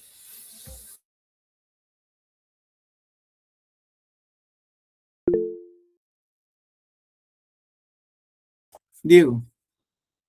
Profesor, entonces en la PPT que decía positivo, en lo que quiere decir reactivo. En hemaglutinación indirecta. ¿De la teoría? Sí, sí, porque ELISA o IFI son, las dos tendrían que ser positivo para confirmar el diagnóstico. Entonces, por el algoritmo diría que estas se tienen que determinar como reactivos. Pero el problema es que en el PPT pone positivo. Entonces ahí es la confusión. Claro, ahí pone positivo para aglutinación. Una cosa es la lectura de la prueba y otra es el informe, ¿no? Pones una cruz positivo o escribes positivo, pero el informe ya, el que llega al médico, tiene que decir reactivo. Eso es lo que no ha aclarado la profesora. Está bien, gracias, profesor. Y según el algoritmo, cuando hay una discordancia entre ELISA y la hemaglutinación, sería Western blot, ¿no? No, Entonces, les acabamos de explicar. En nuestro país no se usa Western blot para Chagas. Y no se recurre a una inmunofluorescencia indirecta. A pesar de que realicen, algunos centros de referencia realicen Western blot, pruebas rápidas, el algoritmo no lo contempla en nuestro país.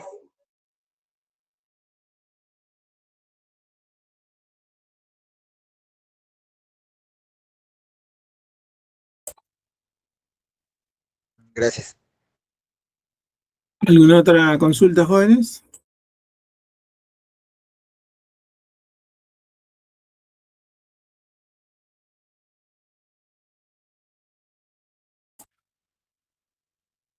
Bien, entonces pasamos al tema de toxoplasmosis.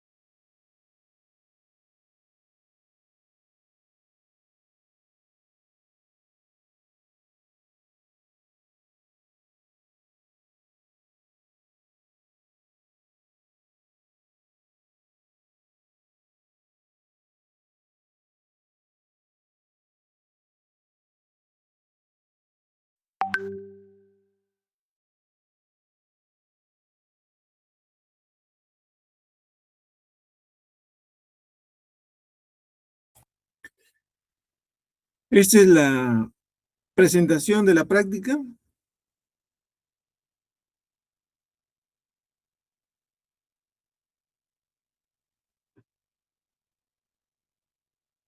Hemaglutinación y ELISA.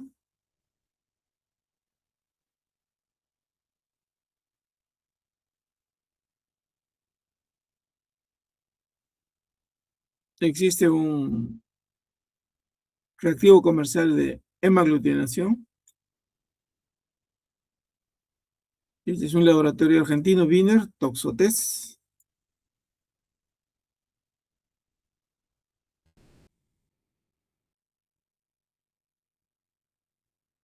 Una prueba inmunocromatográfica, prueba de tamizaje.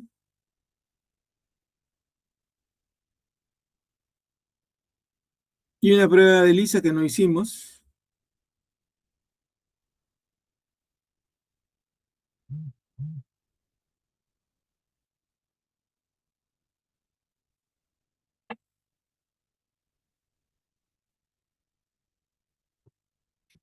Y en la guía hay un algoritmo.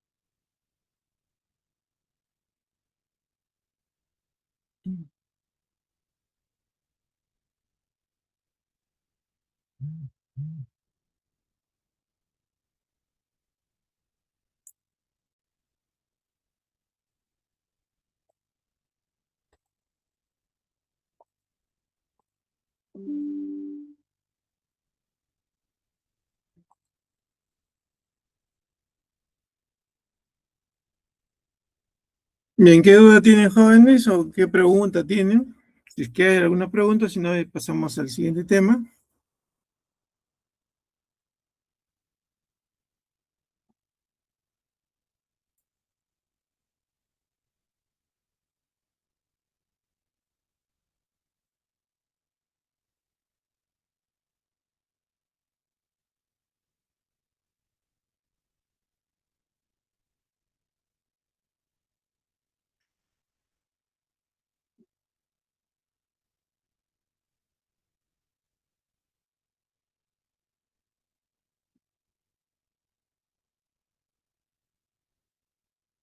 Aquí, por ejemplo, para esa época no estaba desarrollado esa técnica.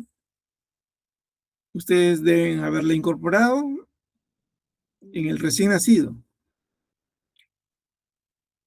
LGG dice tiene poco valor, los títulos pueden ser de la madre. Negativa, no descarta la infección. ¿Ustedes tuvieron una lectura?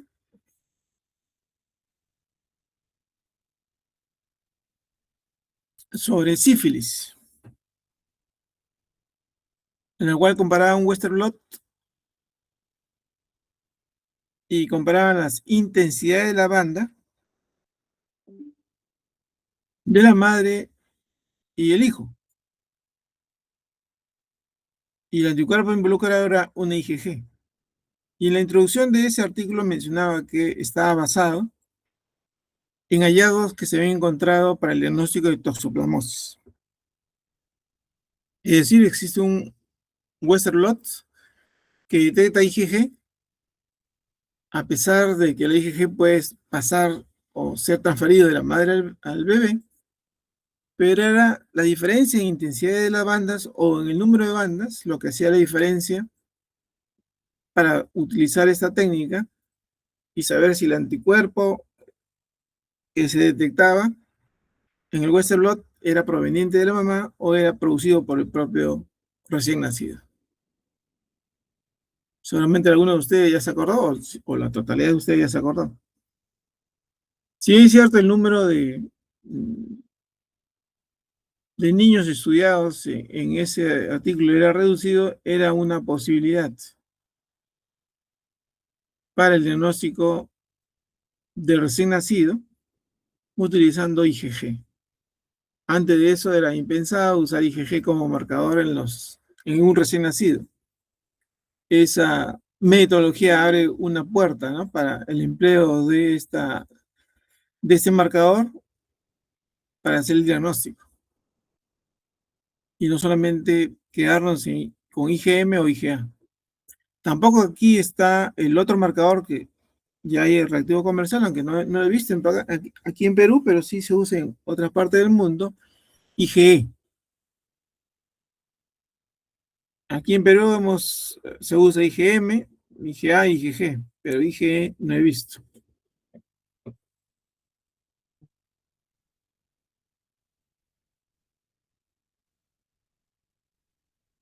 ¿Ya se cansaron por lo visto?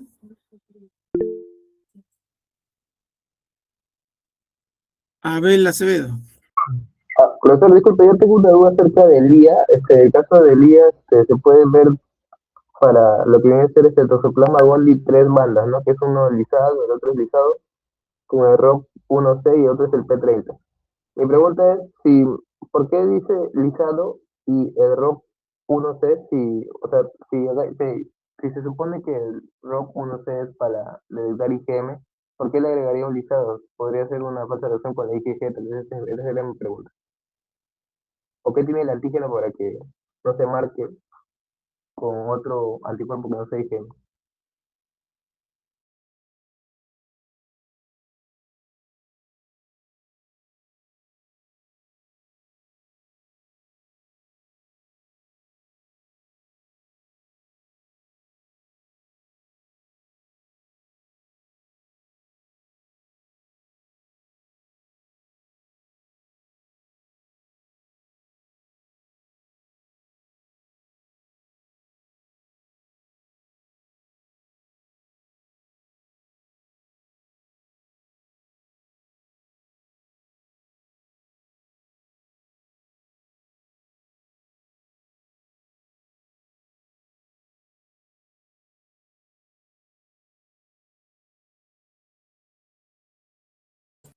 ¿Me escuchó?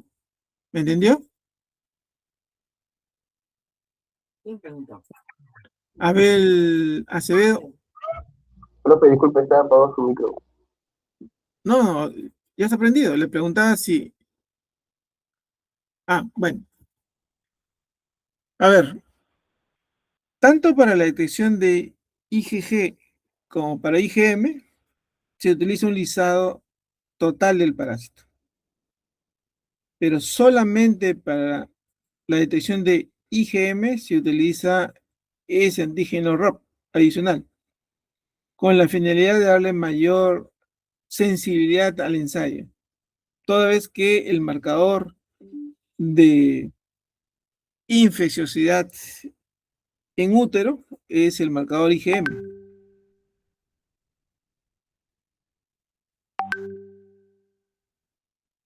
Pero ambos usan el antígeno lisado. Y para IgG se utiliza un antígeno adicional, es el P30. Y el P30 me establece duración de la infección. Dependiendo si marca a los 3 meses, si marca, entonces yo puedo decir si está infectado antes de los 3 meses o después de los 3 meses. Si marca, se supone que los 3 meses precedentes se ha infectado. Y si es negativo, significa que se ha infectado después de los 3 meses.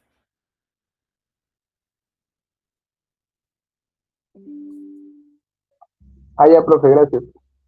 Muy bien.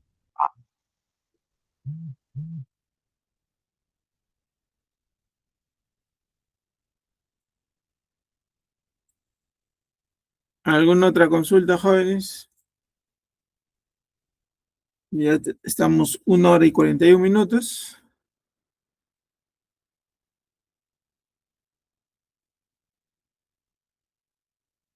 Ya el café parece que no hace efecto.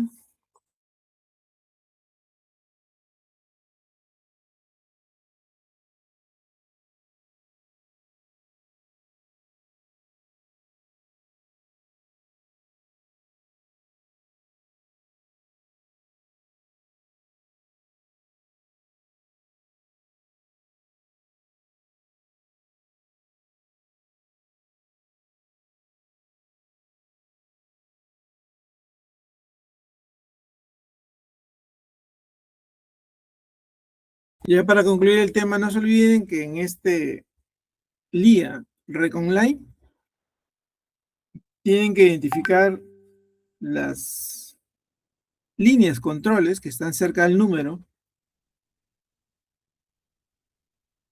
de la tira. Debajo de la tira hay un control de reacción. Luego viene los controles de conjugado. Y luego viene el control de corte, el cutoff.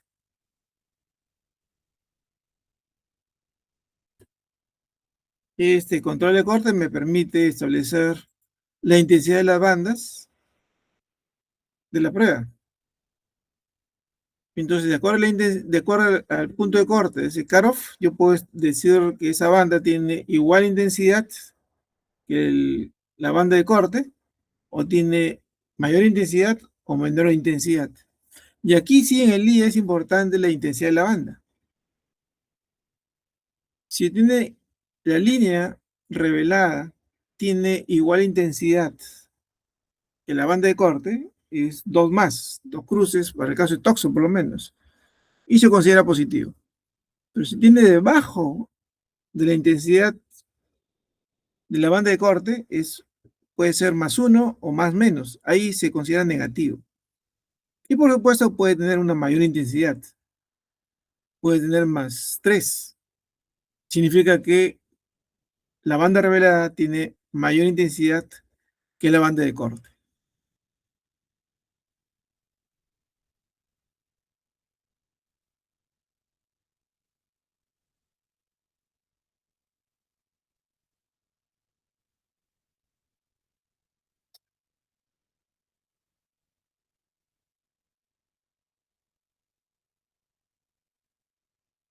Bueno, nuevamente me siento solo, jóvenes. Profesor, disculpe, lo que pasa es que solo se observa el cuadro. No sé si podría poner la prueba del día. El día. Vamos a ver si hay la prueba del día.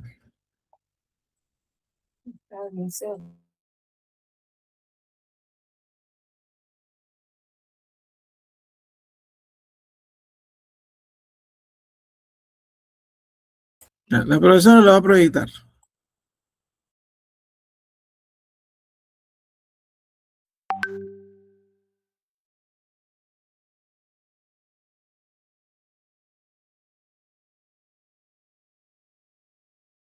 Ya, ahí está lo que comentaban, ¿no? Mire, en esa tira no aparece el número de la tira. Debajo del número de la tira debería aparecer, ha sido cortado acá, el control de reacción. Y debajo del control de reacción aparece las 2 líneas de conjugado, IgG o IgM, dependiendo si la tira es para IgG o para IgM. Y debajo aparece el control de corte, ¿no? ¿Sí? ¿Están siguiendo? Sí, profesor. Ya, Sí, profesor. muy bien. Y ustedes observan en el caso de IgG. Uy, la persona nos está boicoteando.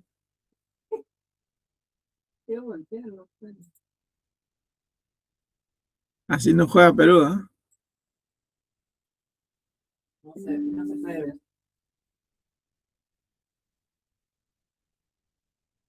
Bueno, ya está. Voy a voltearlo. Me pongo cabeza. No se ve nada.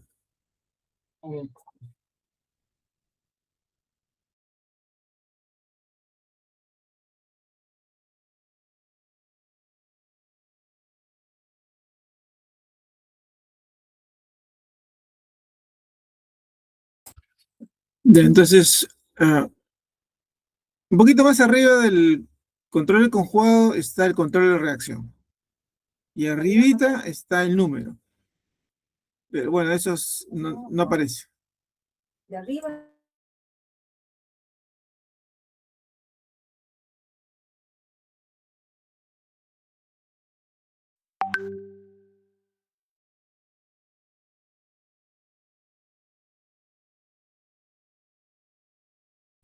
Entonces, en este orden que vemos nosotros acá es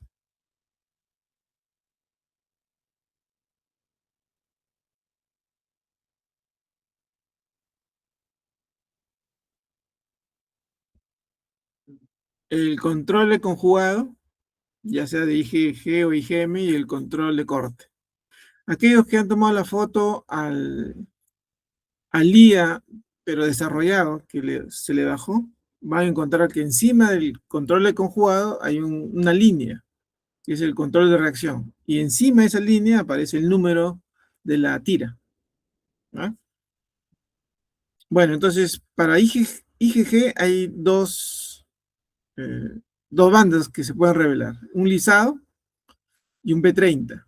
Para el caso de IgM, el lisado. Pero un lisado enriquecido con este antígeno que hablaba Acevedo, el ROP1C.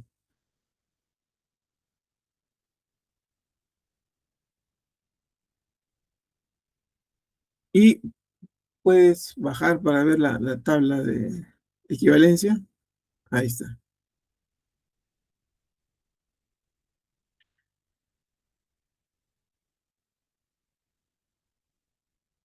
Entonces, dependiendo de la intensidad de la banda revelada, puede ser negativo.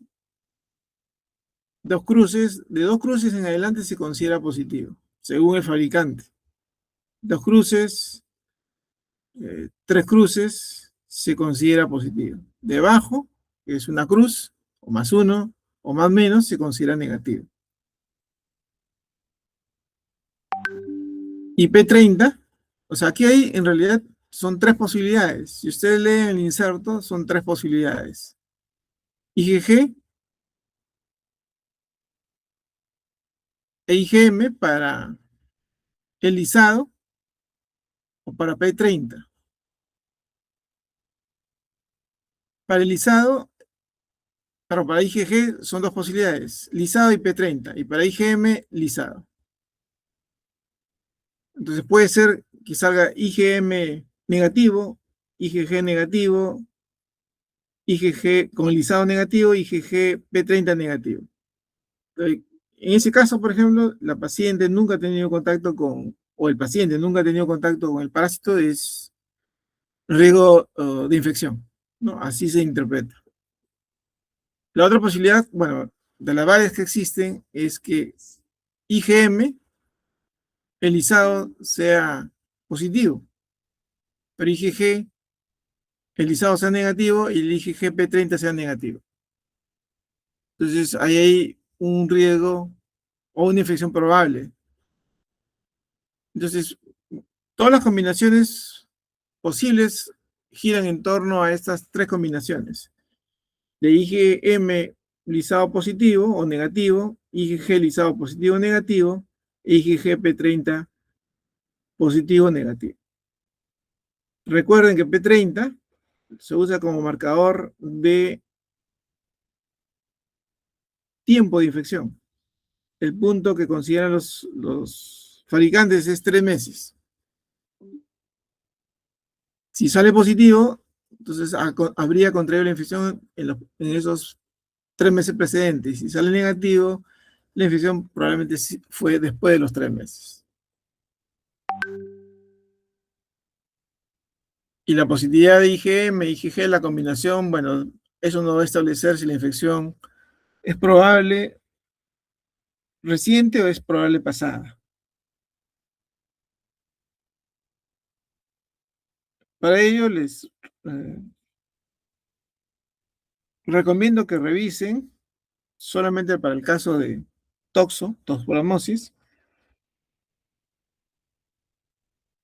el inserto. En la parte final ahí aparece la tabla de todas las posibles combinaciones.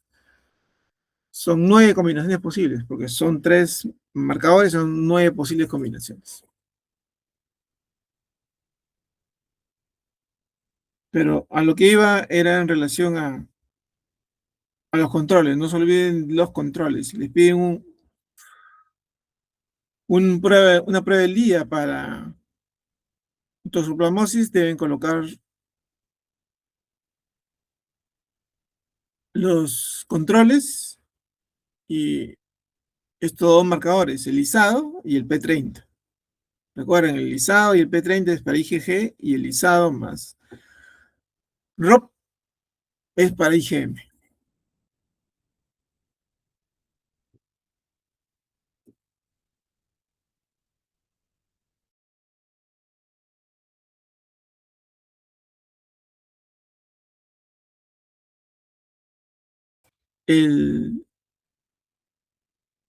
La prueba de Elías solamente es para que va a venir en esta evaluación, solamente considerando toxoplasmosis. No se va a considerar rubiola, SMB, porque ya fueron evaluadas con anterioridad.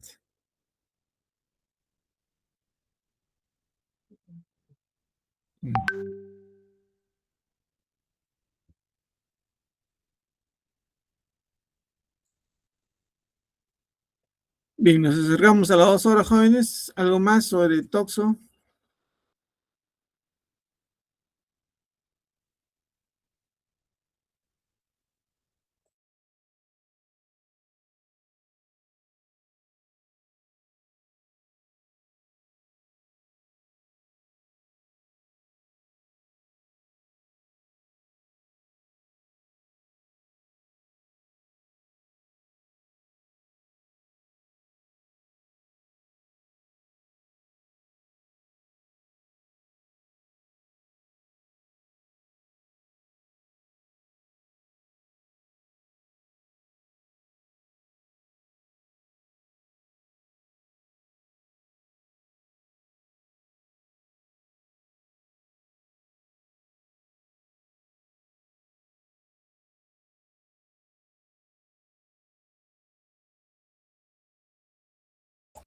A esto me refería. Las combinaciones posibles. ¿No? IgG lisado P30 e IgM lisado enriquecido con el ROP1C. Los 3 negativos, los 2 IgG negativos, pero IgM positivo, IgG lisado positivo, IgM positivo, pero P30, IgG P30 negativo. ¿No? Cada una de estas combinaciones origina una interpretación diferente.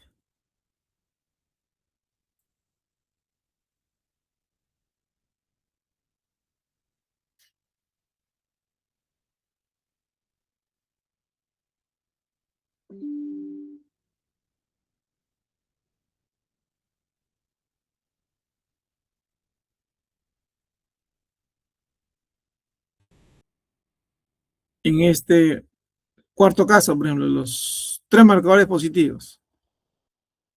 IgG lisado positivo, IgGP30 positivo, IgM lisado con ROP positivo. Infección reciente.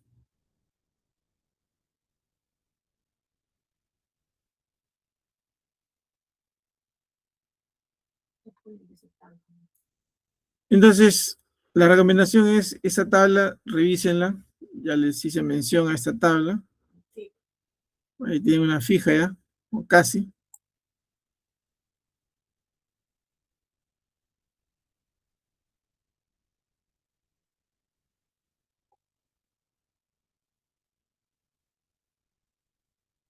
Bien, dejamos entonces toxoplasmosis y el siguiente tema es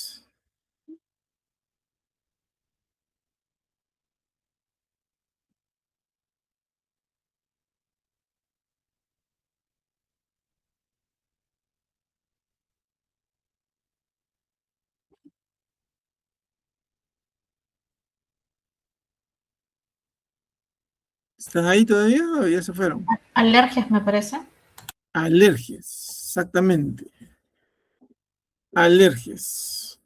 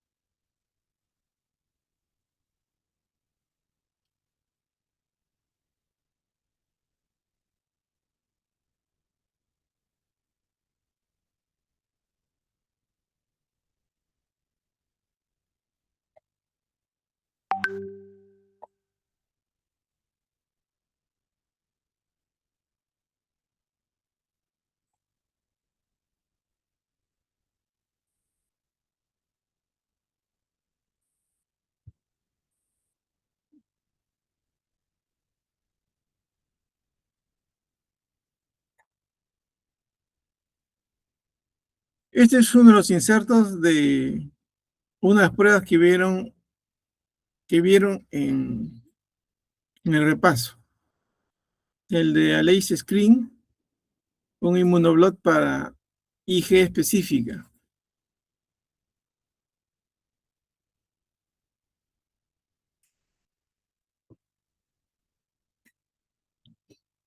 Y ustedes tienen una tabla, la tabla número 1.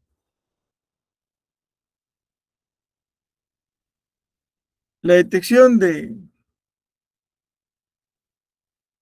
la IgE que identifica o que reconoce un alérgeno puede pertenecer a una clase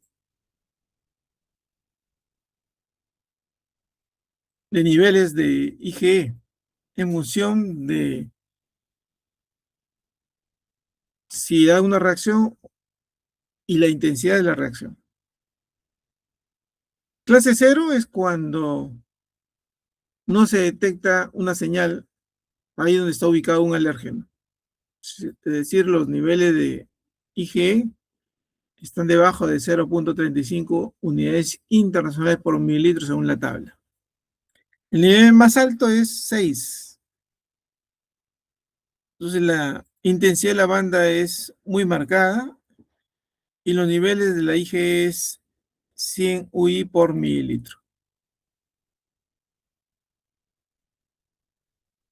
Y eso le da al clínico una idea de frente a qué puede ser alérgico el paciente.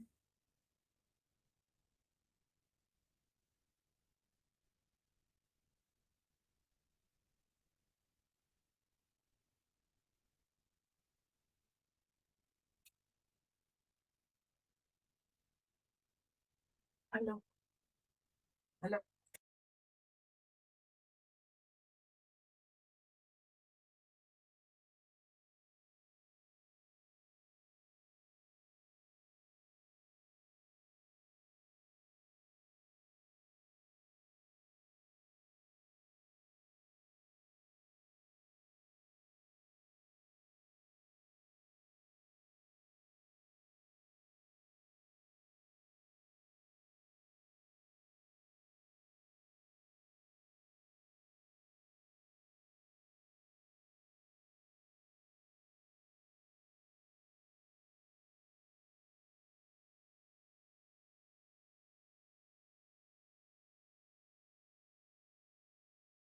Un momentito que estamos viendo si una noticia que puede cambiar todo.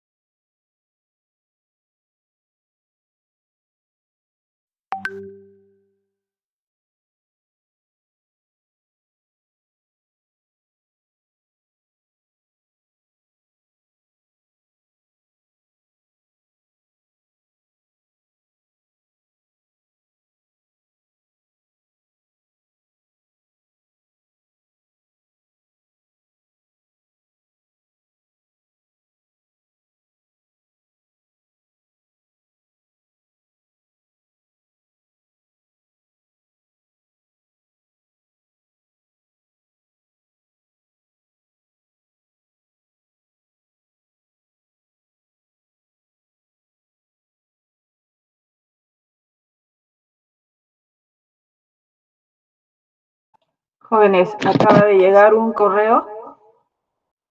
Todo se va a desarrollar normal. Dice que ya han abierto las puertas. Así que mañana normal en Tropicales, tal como habíamos quedado.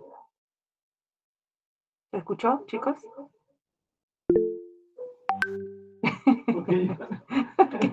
Total.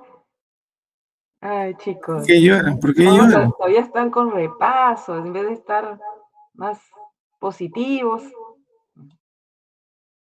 En San Fernando iba a ser en la canchita ahí, sentaditos. Querían ir a Sanfer. Ya habrá motivos, jóvenes, para ir a Sanfer. Profesor, una pregunta. Entonces, ¿se va a regresar a la programación habitual en la que cada uno debe ir en su horario de práctica y el examen sería en el horario de teoría? Claro, nosotros si no llevábamos a cabo el repaso ahora, teníamos que hacer un repaso temprano, con el inconveniente de que los que van en la tarde no siempre iban a llegar y debieron asistir el día martes. Así que mañana normal, examen de 12 a 2. Hay que estar antes, jóvenes, eso sí, ¿no? 11:30 ya tienen que estar allí. Gracias, profesora. Y su último comunicado de que los avances del RCU se iban a revisar durante el fin de semana, ¿eso sí se mantiene?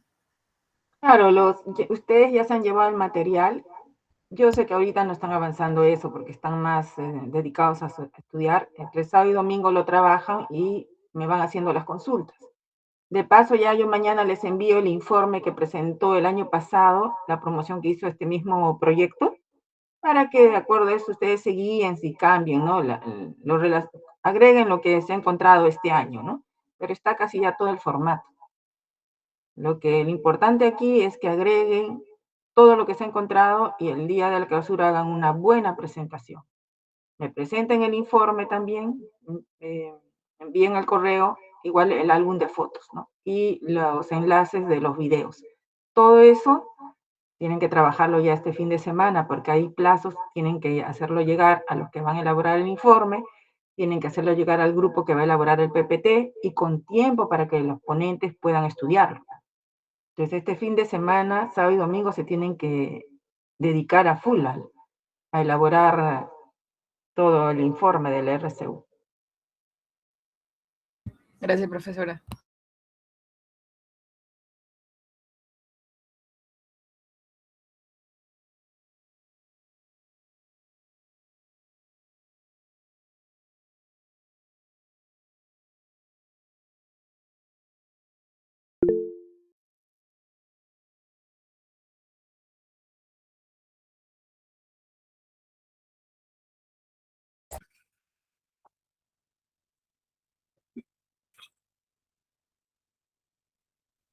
Bien, como les decía entonces, a través de esta escala se puede establecer los niveles de IgE y por lo tanto el grado de sensibilización que tiene el paciente respecto a un alergeno en particular. Como el mismo inserto lo menciona, las alergias no solamente son establecidas por los resultados del laboratorio, sino tiene que ver mucho la clínica del paciente. Entonces, el alergólogo, basado en la presentación clínica del paciente y en los resultados del laboratorio, establecerá el grado de sensibilización que tiene el paciente y recomendará el tratamiento correspondiente y si es candidato o no a una inmunoterapia, por ejemplo, ¿no? Pero eso ya es otro tema, ¿no?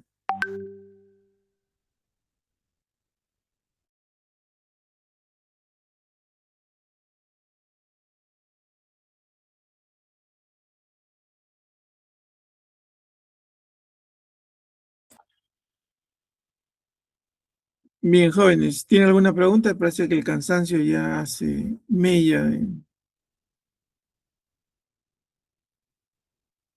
en ustedes.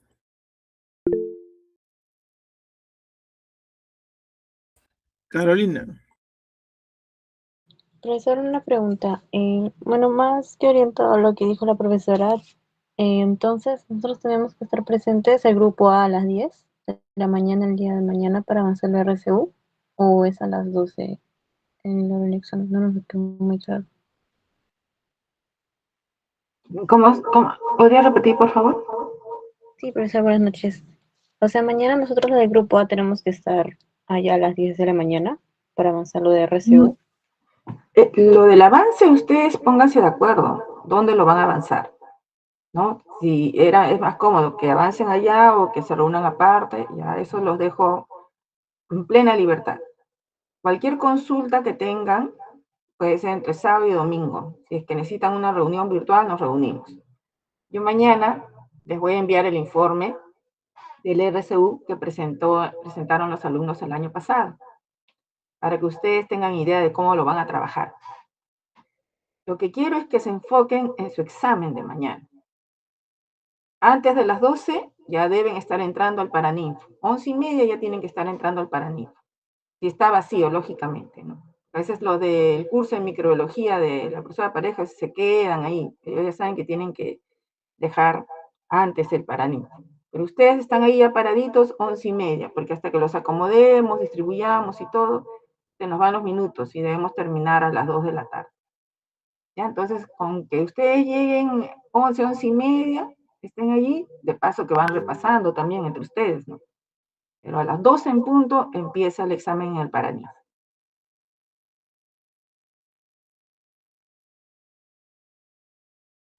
¿Quedó claro, chicos? Avisen a todos, ¿no? En el examen anterior ha habido alumnos que han llegado media hora después que ha empezado el examen. Y lógicamente salen mal en el examen, ¿no? Porque un examen no lo pueden resolver tan rápido. Entonces no se descuiden, no se confíen.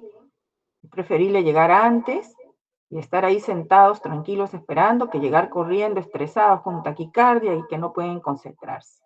No está bien llegar a un examen en ese estado.